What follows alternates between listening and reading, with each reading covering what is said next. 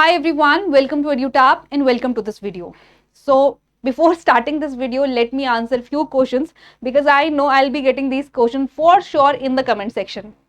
पहला तो यही है कि मैम नोटिफिकेशन कब आएगा, है ना। आप इतने टाइम से बोल रहे हो कि प्रिपरेशन करो बट नोटिफिकेशन कब आ रहा है। So let me be very honest guys, I do not know anything about notification. So if we get any information regarding notification, don't worry, we will be the first one to inform you. Next thing is that notification का आता पता है नहीं, आप हर हफ्ते ये video लेके आ जाते हो, है ना।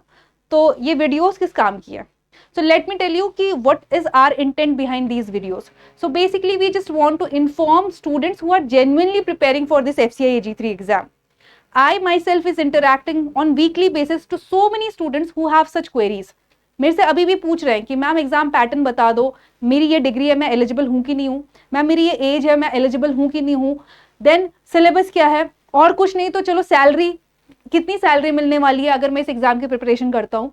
So I have been getting this query, and just to resolve doubts like such students who are not able to interact with me, okay, so we are just making these videos for information purpose. If you genuinely want such kind of information, you can stay, watch the video. Otherwise, if you already know about all these things, you can just skip the video. So with that, I'll start the video now. And to all those students who are genuinely and seriously preparing for FCI AG3 exam, we have a compilation, we have an ebook where we have compiled all previous year questions. So you can download that. For that, you will get the link in description section. Now we'll start, but just a request, if you are new to our YouTube channel, please subscribe to our YouTube channel. And if you want to download the PDF of this session or any other session related to FCI, we post them on our Telegram channel. So with that, I'll start, and first I'll talk about the exam eligibility, because बहुत सारे students अभी भी मुझसे पूछते हैं कि ma'am मेरी ये डिग्री है, इस डिग्री के साथ am I eligible to sit for this exam or not? So let me tell you students here, देखो अगर आप जनरल और डीपोक के लिए प्रिपेयर कर रहे हो, then you just need graduation degree, वहां पे कोई स्पेशलाइजेशन की जरूरत नहीं है.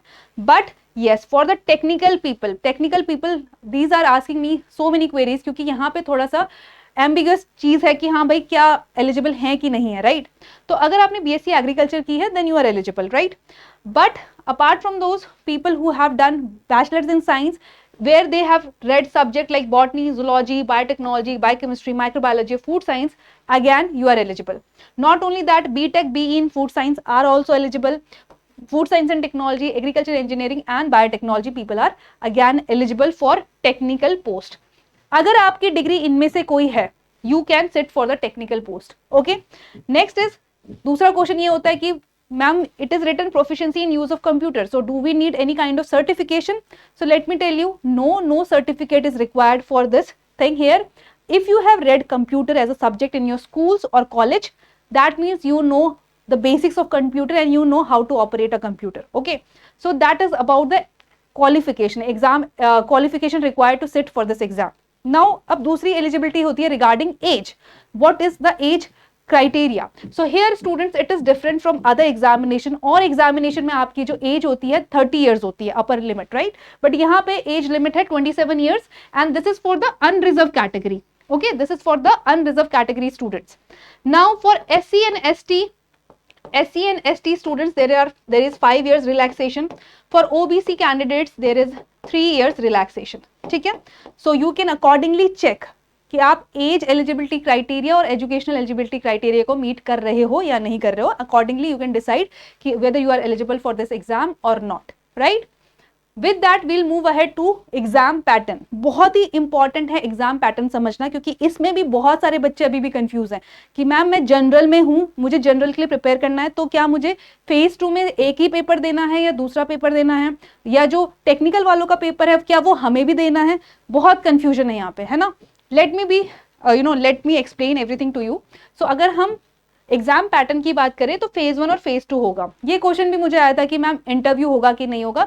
So there will be no interview. ठीक है, इंटरव्यू नहीं है, आपको सिर्फ फेज 1 और phase 2 phase 1 and phase 2 clear करना है. फेज 1 जो है वो स्क्रीनिंग टेस्ट है, that is just a screening test and just to select people for phase 2. यहाँ पे सिर्फ आपको मिनिमम कट ऑफ क्लियर करनी है. जो आप मार्क्स फेज 2 में स्कोर करते हो वो फाइनल मेरिट के लिए काउंट होता है. ठीक है, I hope this is clear. Now next coming to the pattern of phase 1.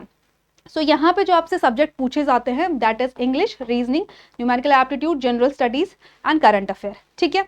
Now here you will get 25 question from each section and each section will have 25 marks. So total आपके 100 question होंगे 100 marks में in phase 1। Total time duration is 60 minute, ठीक है। यहाँ पे एक और चीज है students that there is a sectional timing, ठीक है। तो आप जब प्रैक्टिस करोगे इस एग्जाम के लिए, तो आप जब क्वेश्चंस प्रैक्टिस करोगे तो आपने ये देखना है कि आप 15 मिनट्स में कितने क्वेश्चंस कर पा रहे हो and that too accurately, right. तो आपने ये देखना है कि यहाँ पे सेक्शनल टाइमिंग है। अब इससे रिलेटेड मुझे एक और क्वेरी आती है कि मैम सेक्शनल कट ऑफ है कि नहीं है। So no, there is no sectional cut off. आपकी सिर्फ एक ओवरऑल कट ऑफ जो आपको क्लियर करनी है वो फेज 1 के लिए, ठीक है। आपको कोई सेक्शनल कट ऑफ क्लियर नहीं करनी है यहाँ पे। Then version of examination can be given in both Hindi and English except English language paper, ठीक है। So आप अगर हिंदी में comfortable हैं you can go ahead with Hindi also. So ये paper sorry phase 1 का pattern है and this paper, see here the line is written, the nature of question will be such that they do not require any specialized study of any discipline. That means this paper is common for all general depot accounts technical post, ठीक है। तो ये common paper रहेगा। phase 2 की बात करें, अब phase 2 में general and depot people will give only paper 1, technical and account people will give 2 papers, ठीक है। तो फेज 2 की अगर हम बात करें तो फेज 2 में जो पेपर 1 होगा that will be again same for all the cadre, ठीक है। You will get question from English, reasoning ability, numerical aptitude. The addition that is there in phase 2 is of computer awareness. Computer awareness के 5 question add कर लिए हैं और जो overall weightage है आपका इस सेक्शन का, जिसमें जनरल स्टडीज, जनरल साइंस है, वो बढ़ जाता है। यहाँ पे 45 क्वेश्चंस आपको मिलते हैं इस सेक्शन के लिए, ठीक है। So there will be 25 question from quant, reasoning, English, 45 from this section which include general studies, general science, computer awareness and current affair, ठीक है। Again there will be sectional timing, that is very important. आपको 20-20 minute मिलेंगे for English, reasoning and quants के लिए and you will get 30 minute to solve this 45 questions of GS, ठीक है। So this is the phase 2 pattern. Okay, now अगर आपने general and depot के लिए अप्लाई किया है तो आपने सिर्फ ये पेपर देना है एंड दैट्स इट। बट अगर आपने टेक्निकल और अकाउंट्स के लिए अप्लाई किया है तो उसके लिए एक दूसरा पेपर होगा, ठीक है। Now let me talk about the technical people here. So technical people के लिए एक अलग से एग्जाम होगा जिसमें आपके 60 क्वेश्चंस होंगे, ठीक है। देयर विल बी पेपर 2, एक पेपर 2 होगा जिसमें 60 क्वेश्चंस होंगे based on the technical subject post specific and each question will carry 2 mark and it will be of 120 mark. So ये वाला जो पेपर 1 है, paper 1 will be of 120 mark and paper 2 will be of 120 mark. तो आपका जो total है for technical students 240 marks का phase 2 होगा और 240 में से आपकी जितनी कट ऑफ जाती है वहां से ही आपकी मेरिट डिसाइड होगी, ठीक है। So I hope now I am clear on this. अब सिलेबस की बात करते हैं, है ना। सिलेबस क्या है, कैसे कैसे पढ़ना और क्या क्या टॉपिक पढ़ने, बिकॉज हमें क्वांट, रीजनिंग, इंग्लिश, जीएस जैसे सब्जेक्ट के लिए तो सिलेबस ही नहीं दिया है नोटिफिकेशन में, है ना। So students you can see these are the important topics of quant and reasoning, ठीक है। यही आपका सिलेबस है क्योंकि we have seen that questions from these topic has been asked in your examination, तो वही आपका सिलेबस बन जाता है ना। So in quants ratio, proportion, percentage, profit loss, interest, average in ages, time work, time distance and so quadratic equation, inequalities, ये सारी आपके इंपॉर्टेंट टॉपिक्स है जो आपने कवर करने हैं। अगर हम रीजनिंग की बात करें तो रीजनिंग में alphanumeric series, coding, decoding, coding, syllogism, direction sense, inequality, ranking order, blood relation and all, ये आपका टॉपिक है जो आपने कवर करने हैं रीजनिंग में।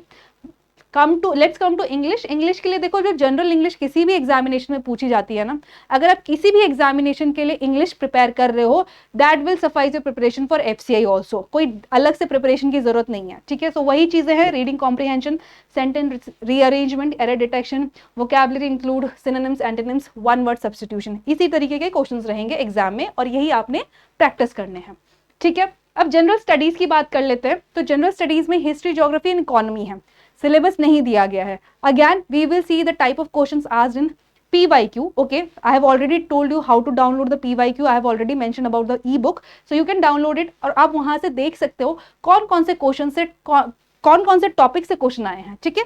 तो वो टॉपिक्स आपका सिलेबस बन जाएगा।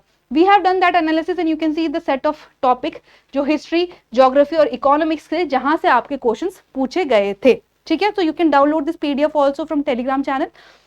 With that, I'll move ahead and we'll discuss about science, current affair and computer knowledge, ठीक है। तो यहाँ पे in science these topics are important, you can see again. For current affair these topics are important, and for computer knowledge these topics are important. You can just take the screenshot right now or you can download it later. तो ये सारे again, ये हमें कैसे पता चला, ये syllabus हमें कैसे पता चला, FCI ने हमें तो नहीं बताया है ना, तो हमने PYQ को एनालाइज किया है, वहां देखा है कौन से टॉपिक से क्वेश्चन पूछे गए हैं, and that topic become your part of syllabus. ठीक है.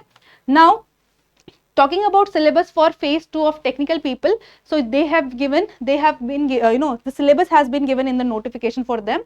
So we have two group here, group A, group B. Group A में एग्रीकल्चर बॉटनी जूलॉजी आती है, ग्रुप बी में एग्रीकल्चर केमिस्ट्री फिजिक्स आती है. अगर आप ग्रुप ए ऑप्ट करते हो then you will get the 60 questions from agriculture botany and zoology. Same if you opt for group B you will get 60 questions from agriculture chemistry and physics. ठीक है. Now for agriculture you can see the topic statistics of Indian agriculture, elementary entomology, plant protection and agriculture economics. These are the topic. Then botany में cell biology, organ and organ system, genetics, plant classification, diversity, ecology, then processes like photosynthesis, respiration, circulation. So these are important. Zoology में आपको animal cell and tissue, organ system, heredity and variation, animal classification, microorganism, insects and rodent, ये topic cover करने हैं. ठीक है. फिर आपके chemistry और physics के भी topic है जो आपने cover करने हैं. So this was your syllabus. ठीक है. Now students, if you want to prepare with us, so we have compiled a course. ठीक है. So before completing this video, I would just quickly like to show you our course. So this is our course that we have made, which comprehensively cover each and every subject for this examination. So here we have course for technical people also, course for general and depot people also. ठीक है. So you can just enroll in our course if you want comprehensive coverage और आपको quality material चाहिए at one place. ठीक है. अगर आप बहुत सारे resources नहीं पढ़ सकते, आपके पास limited time है, you can just refer to the course as well. Now let me talk about the most important thing and a query that was being asked to me about the salary. ठीक है ma'am, salary कितनी रहती है?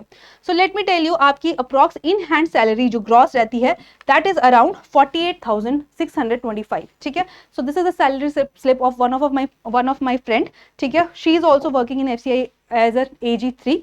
So आपके almost जो salary रहती है वो 48,625 रहती है. नाउ दिस सैलरी डिपेंड्स, आपकी पोस्टिंग कहाँ पे है. अगर रूरल पोस्टिंग होगी उस हिसाब से सैलरी होगी, मेट्रो सिटीज में पोस्टिंग होगी तो उस हिसाब से सैलरी होगी. थोड़ा सा ही डिफरेंस रहता है, बट हाँ 46 से आपके 52K के अराउंड पर मंथ आपकी सैलरी रहती है एज अ FCI AG3. ठीक है.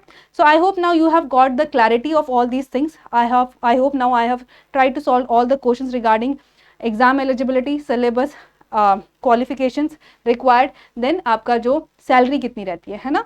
So with that I'll end the video. If you like the video, do let me know in the comment section, and that's all. Thank you so much.